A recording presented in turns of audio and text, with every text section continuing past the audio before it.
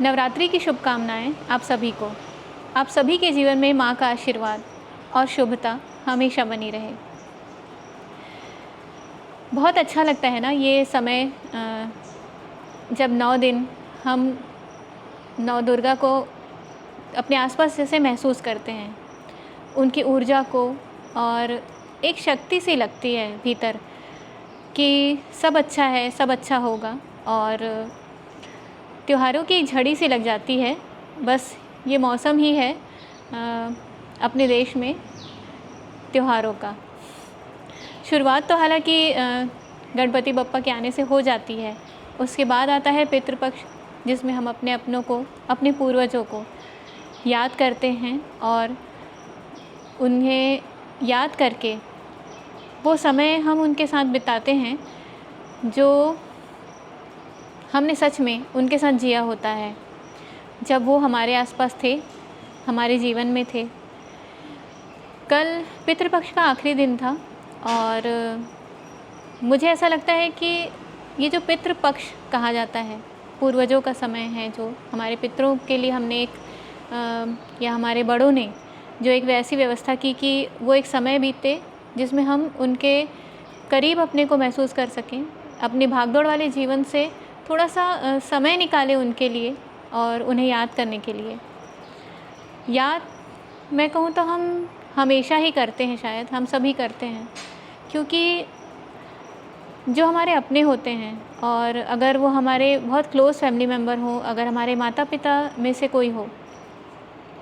तो हम उन्हें भूल भी कैसे सकते हैं। वो तो हमेशा हमारी हर बात में, हमारे कितनी सारी हमारी आदतें होती हैं जो उनके जैसी होती हैं, क्योंकि हम उन्हीं का तो हिस्सा है ना। तो बस कभी कुछ बनाते हुए, कभी उनकी पसंद का कुछ बन जाता है, अगर कभी उनकी पसंद का कोई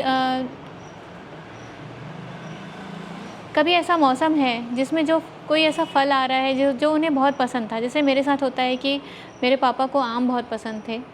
और जब भी आम का मौसम आता है, गर्मियों का जो समय होता है, तो जब मैं पहला फल काटती हूँ मौसम का, तो मैं हमेशा उनको बहुत याद करती हूँ उस समय। और मेरी तो ऐसी आदत हो गई है कि उनकी पसंद का कुछ भी मैं बनाती हूँ तो बस मैं उनकी तरफ से खुद खा लेती हूँ। ये मेरा एक तरीका है बस उनको प्यार करने का, उनके जाने के बाद भी। मुझे इतनी सारी चीज़ें इसलिए याद आ रही हैं अभी बोलते वक्त, क्योंकि कल जब पितृपक्ष का आखिरी दिन था तो मेरे बेटे ने मुझे कहा कि मम्मा मुझे नींद आ रही है, पर उसकी थोड़ी सी तबीयत ठीक नहीं है, तो उसने कहा मुझे कहानी सुना दो आप। वो लगभग हर दिन ही मुझे ज़िद करता है कि मुझे कहानी सुनाओ, क्योंकि उसको कहानी सुन के बहुत अच्छे से जल्दी नींद आ जाती है। लेकिन मेरे लिए ये मुमकिन नहीं होता है कि मैं हर दिन उसे कहानी सुना पाऊँ, क्योंकि उसको मेरी बनाई कहानियाँ सुननी होती हैं। उसको अगर मैं थकी हूँ या कोई भी ऐसा दिन का रूटीन ऐसा बीता है मेरा कि बस उस समय मुझे नहीं सूझ रहा है, नहीं सूझ रही है कहानियाँ, तो भी उसको ऐसा रहता है कि नहीं किसी बुक से देख के नहीं पढ़ के सुनाओ, या बस मुझे आपकी बनाई हुई, मतलब आपकी जो तुरंत आप जो सोच के सुनाते हो वो कहानियाँ पसंद है। तो खैर कल क्योंकि उसकी तबीयत थोड़ी सी ठीक नहीं थी, तो मुझे जो भी था मुझे भी लगा कि हाँ मैं इसको कुछ सुना देती हूँ। जब भी वो मुझसे कहानियाँ सुनाने की ज़िद करता है तो मुझे खुद का बचपन याद आता है, क्योंकि मैं खुद अपने पापा से कहानियाँ सुनाने की ज़िद किया करती थी, क्योंकि वो मेरी बहुत सारी ज़िद पूरी करते भी थे, और बच्चा उन्हीं से ज़िद करता है जो उसकी ज़िद मानते हैं। तो बस एक बात थी कि वो बहुत ज़्यादा कहानियाँ नहीं सुनाते थे। उनकी फेवरेट 2-3 मतलब टॉपिक थे, जैसे कि रामायण से या महाभारत से निकली हुई जो कथाएं हैं, या उनके किसी एक कैरेक्टर की एक छोटी सी घटना को उन्होंने सुनाया। और उनकी एक फेवरेट कहानी थी बंदर और मगरमच्छ वाली, जिसको वो इतनी बार मुझे सुना चुके थे कि मुझे वो कंठस्थ हो गई थी। और जब भी वो शुरू करते तो फिर जब मैं थोड़ी-सी बड़ी होने लगी, तो मैं मना कर देती थी कि बस अब ये कहानी मैं नहीं सुनूँगी। वो ऐसा समय था, उनके साथ मैंने जो बिताया, वो आज भी मेरे बहुत करीब है। समय वो नहीं होता है जब हम अपने अपनों के साथ बस रह रहे हैं और हमारा एक रूटीन पूरा हो रहा है, हम जो भी अपने-अपने कामों में व्यस्त हैं, बच्चे हैं तो पढ़ाई में व्यस्त हैं। असली एक जो ऐसी चीज़ें हमें याद रह जाती हैं, जो उनके जाने के बाद भी या बड़े होकर अगर हम उनसे दूर भी हो गए हैं, तो वो सुकून के जो पल होते हैं और वो जो यादें होती हैं, वो हमें उन ऐसा लगता है ना कि वो अभी भी हमारे साथ ही हैं और बस हम अपने को दोहरा रहे हैं। जैसे मैं अपना बचपन दोहरा रही हूँ, बिल्कुल अपने बच्चे को देखकर, और उसे जब मैं कहानियाँ सुनाती हूँ, तो तुरंत सोची हुई कहानियाँ जो मेरी रहती हैं, कई बार बहुत ऊटपटांग सी भी होती हैं।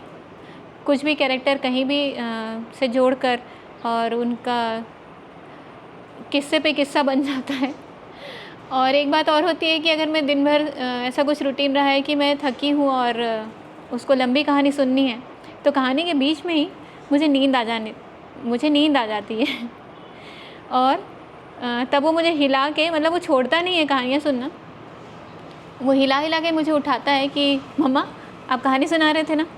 आप यहाँ पे थे ना। तो कभी-कभी गुस्सा भी आती है कि अब मैं सो गई थी तो सो ही लेने देता, लेकिन नहीं,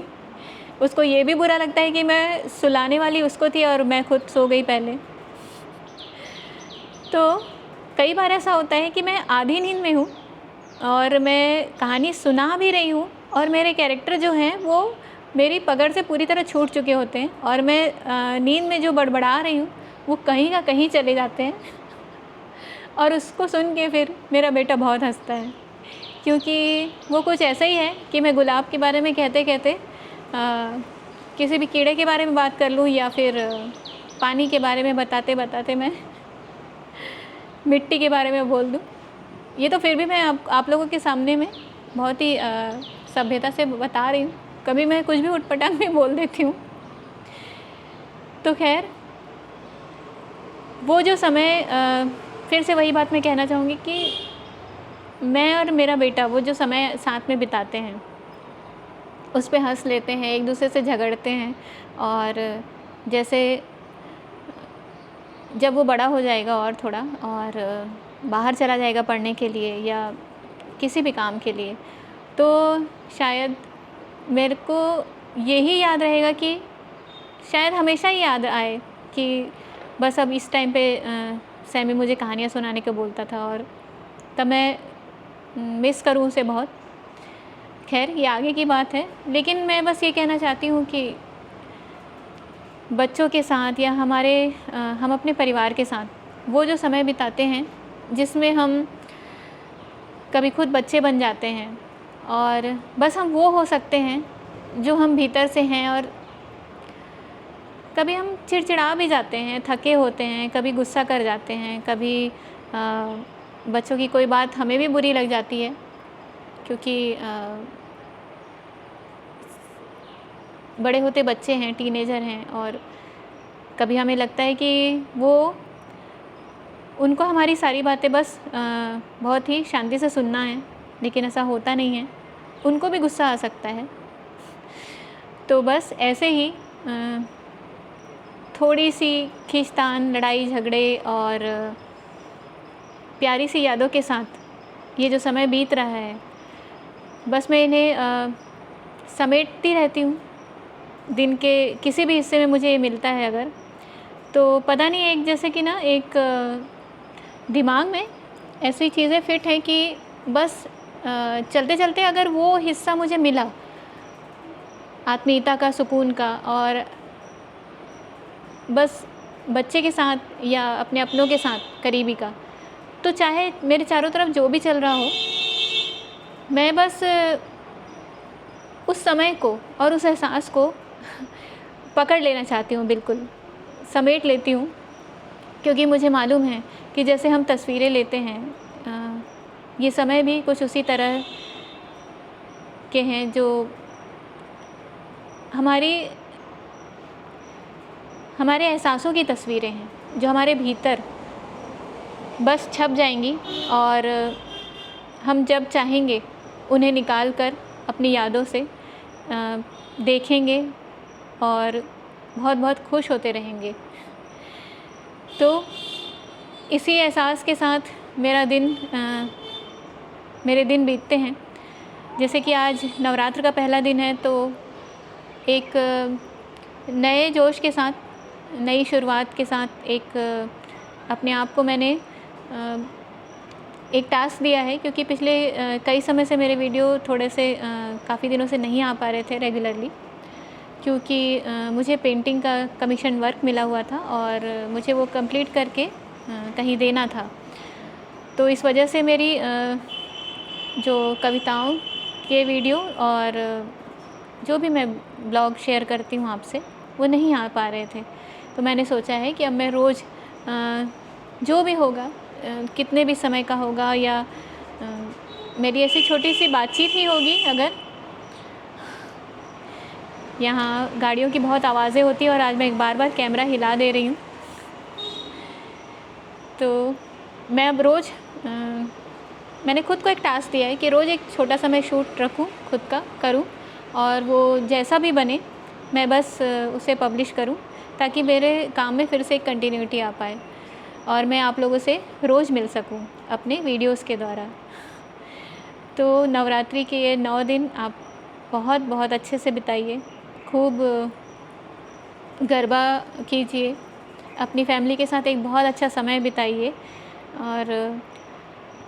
जो भी आपकी धार्मिक आस्थाएं हैं और जिस तरह से आप उनको मानते हैं, मनाते हैं, उसे बहुत अच्छे से मनाइए और हमेशा खुश रहिए। यही मेरी आप सभी के लिए शुभकामनाएं हैं।